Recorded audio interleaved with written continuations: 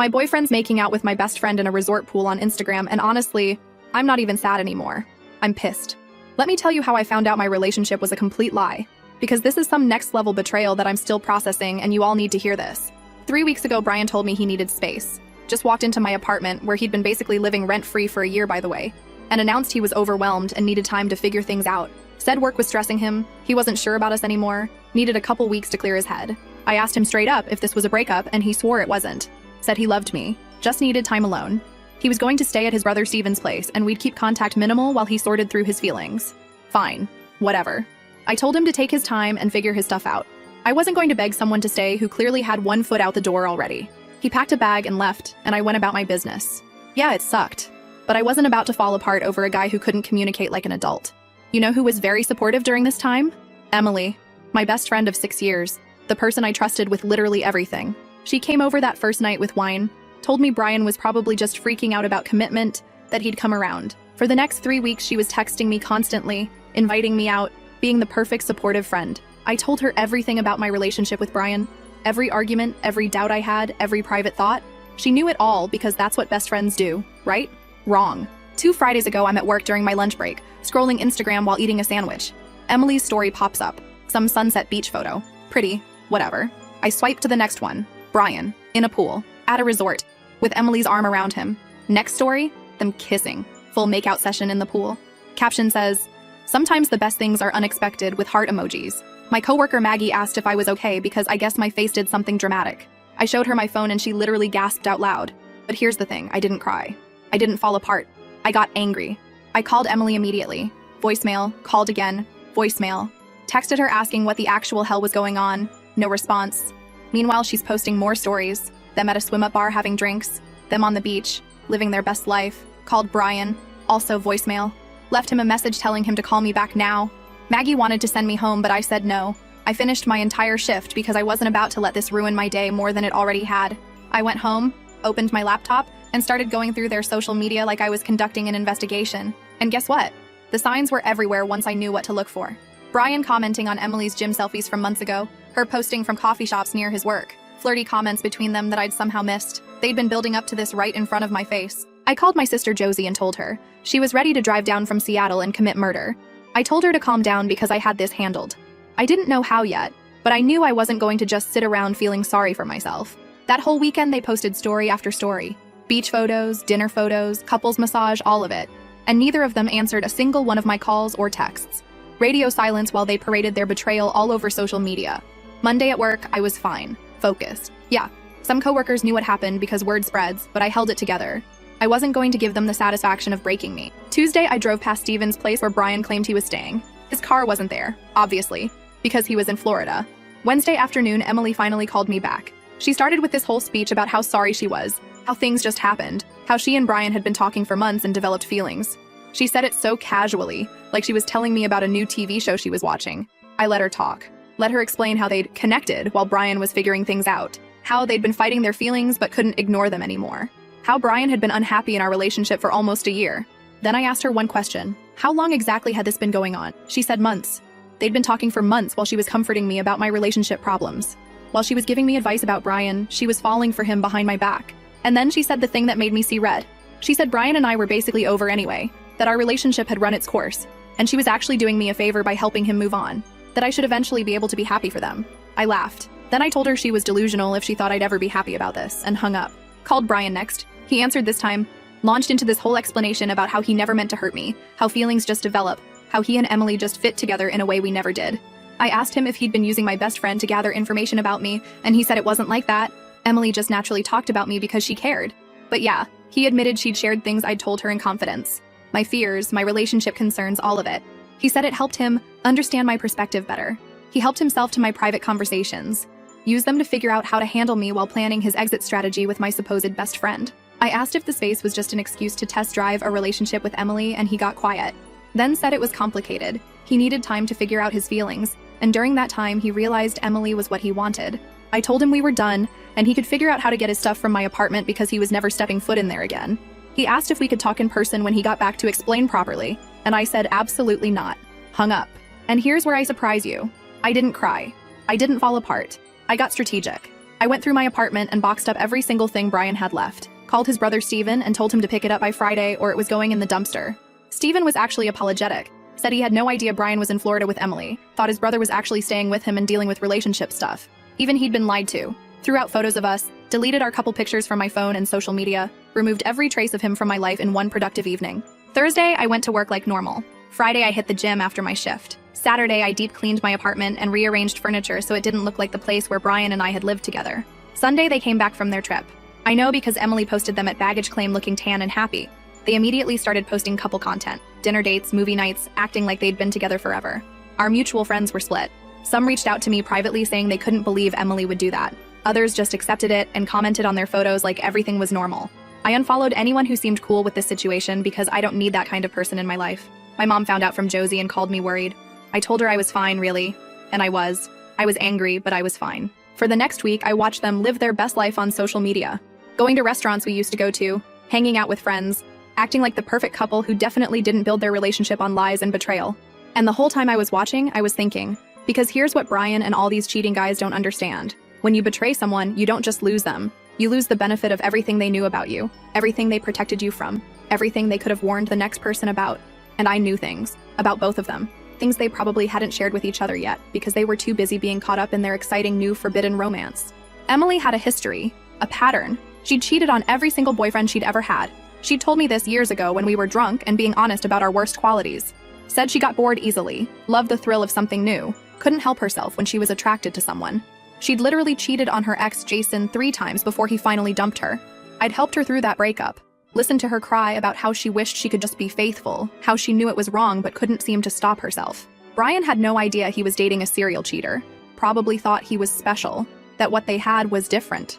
And Brian had his own issues that Emily didn't know about. His jealousy, his need to control situations, his tendency to get paranoid about his girlfriend's male friends. Things I dealt with and worked around because I loved him. Things that would absolutely come up once the honeymoon phase with Emily wore off. They thought they'd won, thought they'd gotten away with it cleanly and could just ride off into the sunset together. But I wasn't done watching, and I definitely wasn't done planning. Friday night, exactly 2 weeks after I'd first seen them in that pool, I was lying in bed when Emily posted a story of them at some party with mutual friends. Everyone laughing, having fun, looking like the perfect happy couple. I screenshotted it, added it to a folder on my laptop where I'd been collecting things. Their social media posts, timestamps of when they'd started commenting on each other's photos, screenshots of old conversations where Emily had told me about her cheating history. I wasn't planning anything illegal or crazy, but I was planning something. Because they'd humiliated me, and worse, they thought I was just going to disappear quietly and let them have their happy ending. I opened my notes app and started writing down everything I knew.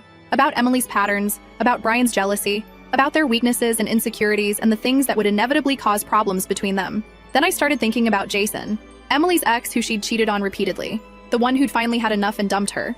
I'd met him a few times at parties back when they were together. Nice guy. And if I remembered correctly, Emily had mentioned he'd moved back to town a few months ago. I smiled.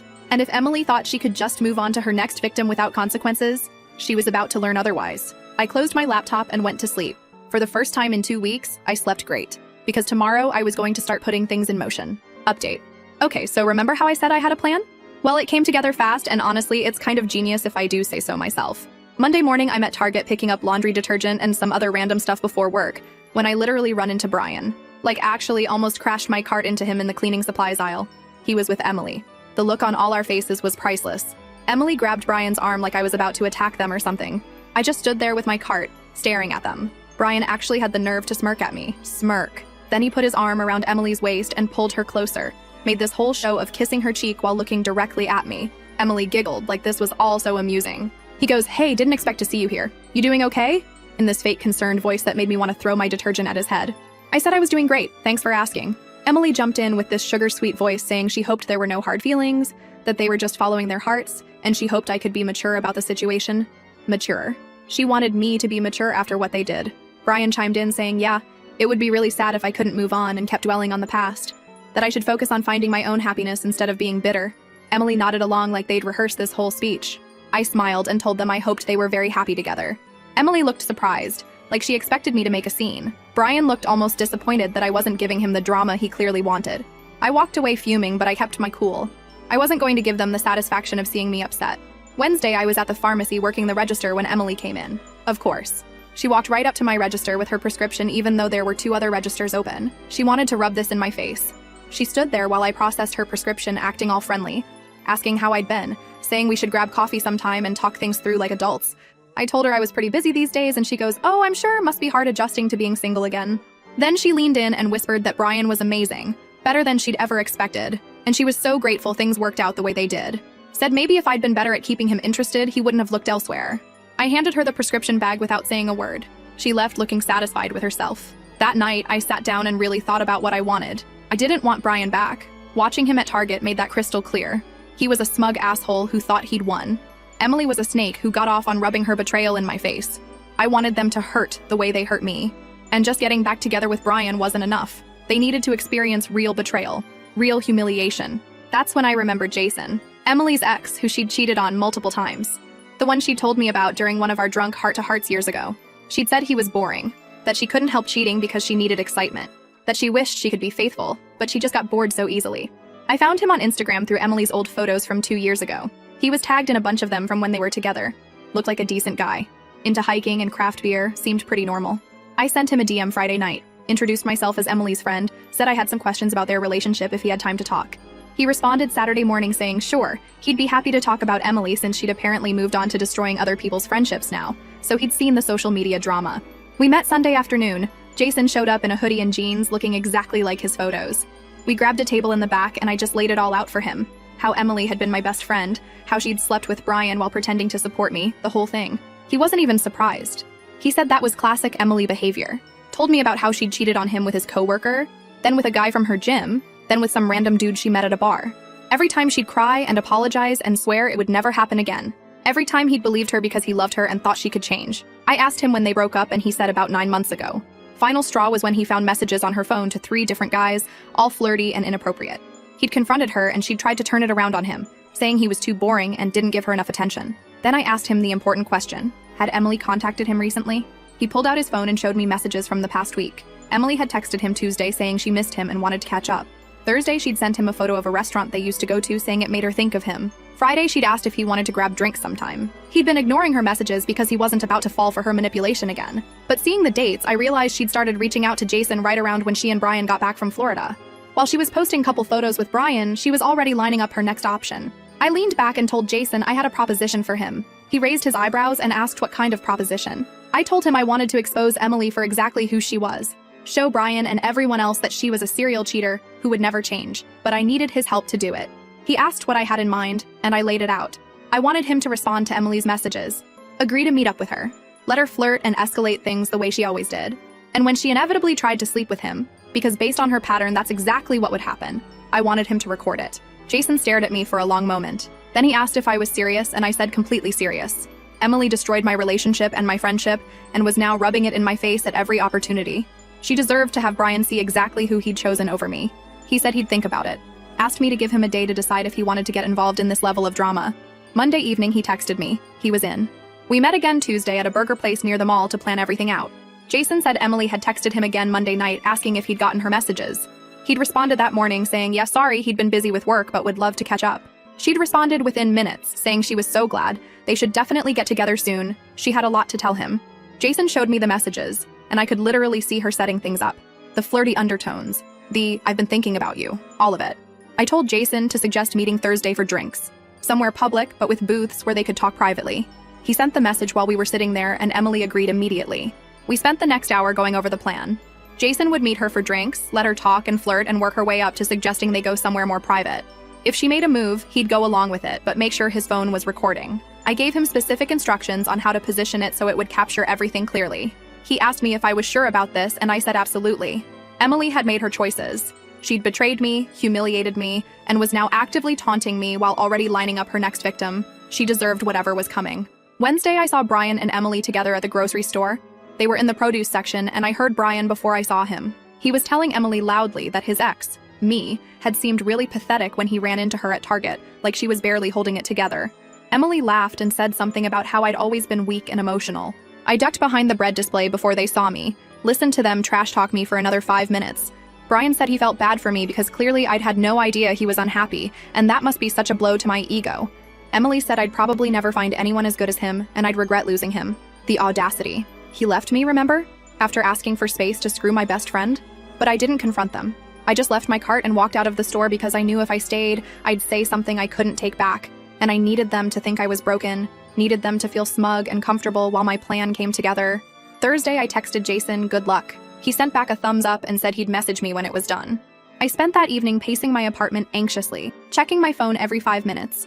Josie called me around 8 asking if I was insane and what was I thinking. I told her this was exactly what Emily deserved. And Josie sighed and said fine, but if this blew up in my face, she was not going to say I told you so.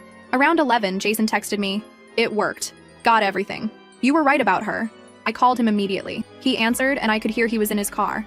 He said Emily had been all over him from the moment they sat down at the bar, touching his arm, getting close, talking about how much she missed him. After 2 drinks, she'd suggested going back to his place. He'd agreed, got to his apartment and strategically placed his phone on his dresser recording before things went further. And Emily had absolutely gone for it. Kissed him, started taking off clothes, the whole thing, all on video. He said watching it back was surreal because this was exactly the Emily he remembered. Impulsive, selfish, unable to control herself when she wanted something. He asked if I wanted him to send me the video, and I said yes, but not yet. Asked him what Emily had said afterwards. He laughed bitterly and said she'd laid there talking about how she'd made a mistake getting back together with Brian, how she'd never really gotten over Jason, how maybe they should try again. He'd played along, said he'd think about it. Then she'd gotten dressed and left, kissing him at the door and saying she'd text him tomorrow. I asked him to sit on the video for now. I was still figuring out exactly how and when to drop this bomb. I needed maximum impact. Friday morning, Emily came into the pharmacy again. This time she looked extra happy, practically glowing. She came right to my register and started talking about how amazing her life was, how in love she and Brian were, how she'd never been happier. I just processed her prescription silently while she talked. Then she said something that made my blood boil. She said Brian had told her I'd looked really sad when he saw me at Target, and it made her feel a little bad. So she wanted to reach out and let me know she hoped I found someone eventually. That maybe if I worked on myself and figured out why I couldn't keep a man interested, I'd have better luck next time. I handed her the bag and smiled. Told her I'd actually been working on myself a lot lately, and I was feeling really good about where things were headed. She looked confused, like that wasn't the response she wanted. Saturday, Brian sent me a text out of nowhere. Said he'd heard through mutual friends that I'd been having a hard time and he wanted to make sure I was okay. That despite everything he still cared about me as a person. I didn't respond. Sunday, he texted again saying Emily felt bad about everything and wanted to make sure I knew they didn't mean to hurt me. That they hoped eventually we could all be mature enough to stay friends in the same social circle. I responded, "Tell Emily she should focus on her relationship with you. Seems like it might need her full attention." He sent back a confused emoji and asked what that meant. I left him on read. Monday, Jason texted asking if I'd decided what I wanted to do with the video. Said Emily had been texting him constantly since Thursday night, saying she wanted to see him again, asking when they could meet up.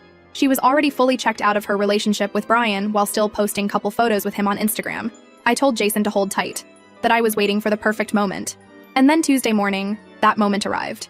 Emily posted on Instagram a long caption about finding your soulmate and knowing when you found the one, with a photo of her and Brian at some restaurant. The comments were full of people congratulating them and saying they were such a cute couple. I screenshot it and sent it to Jason, told him it was time. He called me and we made the final plan for exactly how this was going to go down. Wednesday evening, I was going to make sure Brian and Emily both got exactly what they deserved, and I was going to enjoy every single second of it. Final update. Okay, so you're all probably dying to know how this played out, and honestly, it was even better than I imagined. Wednesday evening, Jason texted me saying Emily had just messaged him asking if he wanted to come over to her place. Brian was apparently working late and she was bored and wanted company. Jason screenshot the message and sent it to me. She literally used a winky face emoji. I told Jason to say yes, but to suggest they meet at that bar where they'd gone Thursday instead, then go back to his place after. Needed the video to be clear that Emily initiated everything, that she deliberately went to meet her ex while in a relationship with Brian. Jason agreed to meet her at 8. I sat in my apartment watching the clock, checking my phone constantly. Around 9, Jason texted, "She's here. This is happening." I paced my living room for the next 2 hours. Josie called me freaking out asking if I was really going through with this, and I told her absolutely, Emily deserved everything that was coming. Josie said she supported me, but also thought I was kind of terrifying right now and she was glad we were sisters and not enemies. Around 11:30, Jason texted, "Done. She just left. Sending you everything now." My phone buzzed with the video file. Jason had positioned his phone perfectly on the dresser, and the video was clear. You could see Emily's face, hear her voice. I saved the video to 3 different places. Then I sat there trying to decide the best way to make sure Brian saw it. Thursday morning, I was getting ready for work when I had an idea. I created a burner Instagram account, no profile picture, random username. Sent the video to Brian in a DM with just one message. "Thought you should know who you're really dating. This was last night while you were at work. Then I sent the same video to Emily from the same account with the message, "Brian's going to see this.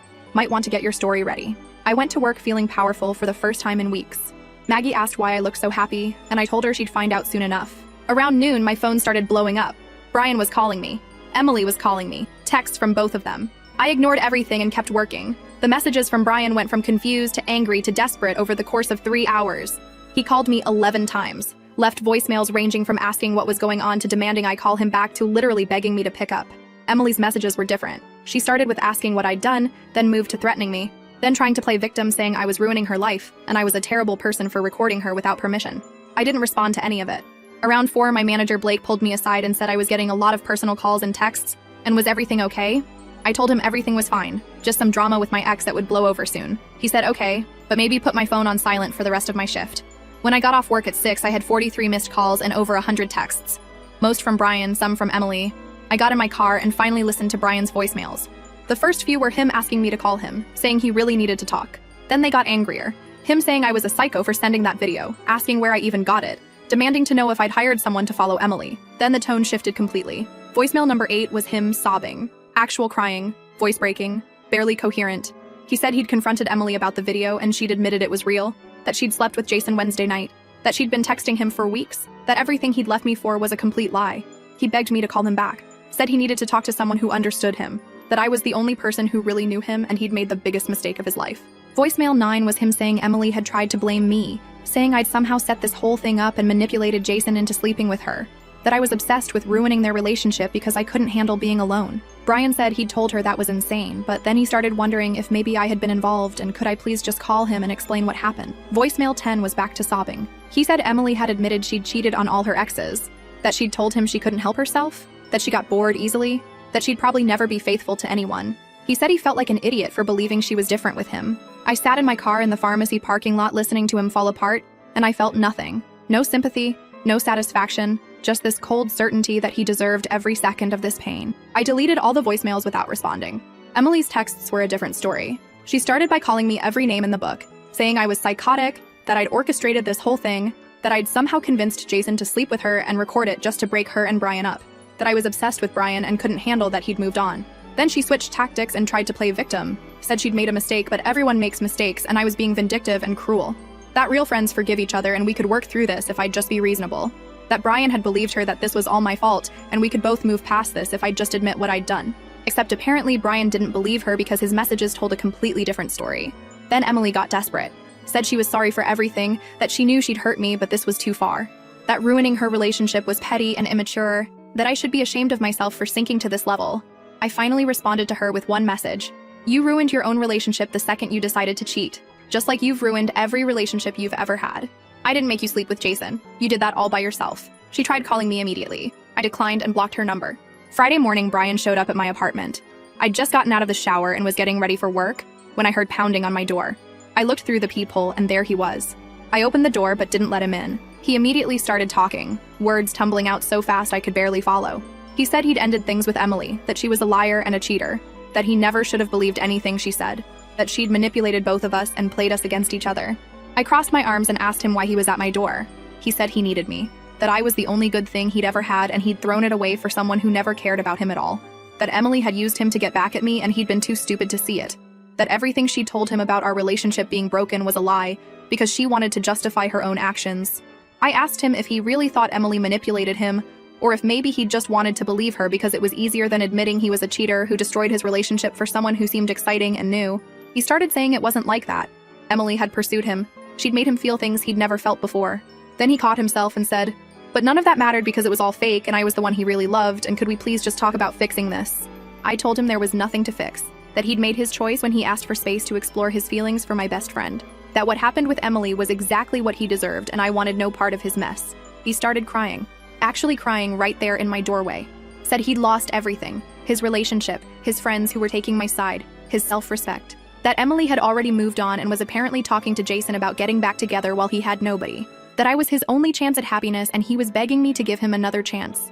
I looked at this man who'd shared my bed for years, who I'd trusted completely, who'd betrayed me in the worst possible way, and I felt absolutely nothing for him. I told him I hoped he learned something from this, that actions have consequences, and you don't get to treat people like garbage, and then come crawling back when it doesn't work out. That Emily showed him exactly who she was, someone who would cheat without hesitation. And he'd chosen to believe he was special enough to be the exception. Now he knew better. He kept trying to argue, kept saying we could go to couples therapy. He'd do anything I wanted. He'd prove he'd changed. I cut him off and said the conversation was over, told him to leave and not contact me again. He stood there for another minute, looking lost and broken. Then he finally turned and walked away. Saturday, I went to lunch with Josie, who'd driven down from Seattle to check on me. She said she was proud of me for standing my ground with Brian, but also mildly concerned about my revenge plot. I told her it wasn't revenge. It was just exposing the truth. Emily was always going to cheat on Brian eventually. I just helped speed up the timeline. Josie laughed and said I was kind of scary when I wanted to be, and she was taking notes for if she ever needed to handle a cheating boyfriend. We spent the afternoon shopping and getting our nails done, and it felt amazing to just exist without the weight of Brian and Emily's betrayal hanging over me. I posted photos of us on Instagram and didn't give a single thought to whether they'd see it. Sunday, Jason texted me saying Emily had been blowing up his phone all weekend. Apparently, she'd told Brian that Jason had pursued her and manipulated her into cheating, trying to make herself the victim. Brian hadn't believed her and had sent Jason a message apologizing for Emily's behavior and saying he understood now that Emily was the problem, not Jason or me. Jason said it was wild watching Emily spiral and try to rewrite history when there was literal video evidence of her initiating everything. He asked if I felt satisfied with how everything turned out, and I told him absolutely. Emily got exposed, Brian got exactly what he deserved, and I got to move on knowing I'd made them both face consequences for their actions. Thursday. Brian sent me a message on Instagram from what looked like a burner account. Said he was moving in with his brother permanently because he couldn't stand being in town where everything reminded him of his mistakes. That he'd probably always love me and regret what he did. That he hoped someday I could forgive him even if I never wanted to see him again. I didn't respond, just blocked that account too. Friday, I was at the grocery store when I ran into Emily's friend Deborah. She stopped me in the frozen food aisle and said she'd heard about everything that happened. I braced myself for her to defend Emily, but instead she said she'd always known Emily had problems with cheating, and she was glad someone finally called her out on it. That Emily had destroyed too many relationships with her inability to stay faithful, and maybe this would finally be her wake-up call. So, yeah, that's the end of the story. And to Brian and Emily, if you're somehow reading this, I hope it was worth it. I hope those 2 weeks in Florida were amazing, because that's all you got before reality came crashing down.